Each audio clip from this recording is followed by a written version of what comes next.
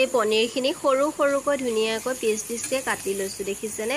তাৰ পাছতে মই ইয়াৰ ৰিফাইন তেলতে অকণমান কালাৰ অহালৈকে ফ্ৰাই কৰি ল'ম। আপোনালোকে মিঠাতেলতো ফ্ৰাই কৰি ল'ব পাৰে। তাৰপিছতে ইয়াত দেখিছেনে বিলাহী দুটা মই মিডিয়াম চাইজৰ পিচি লৈছোঁ, লগতে জিৰা, আদা, নহৰু, লং, ইলাচি, দালচেনি সকলোখিনি ভালদৰে মিক্সিত পিচি লৈছোঁ আৰু কাজু খিচমিচখিনিও মই পিচি ল'ম।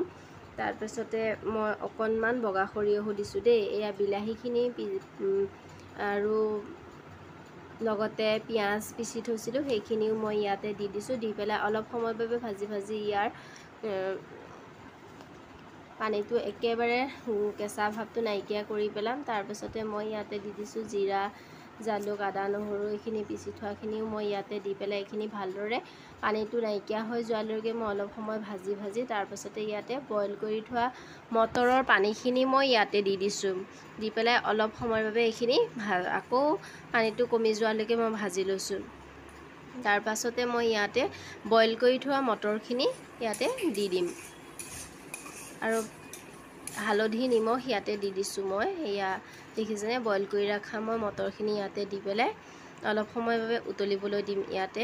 আৰু কাজু খিচমিচখিনি মই একেবাৰে পাছত দিছোঁ দেই, তেলত ফ্ৰাই কৰি দিয়া নাই। এয়া দেখিছেনে কাজু খিচমিচখিনি মই দৰদৰীয়াকৈ পিচি ৰাখিছিলোঁ দি দিছিলোঁ ইয়াতে। পনীৰখিনি দি পেলাই এয়া মোৰ আঞ্জাখন ৰেডি হৈ গ'ল।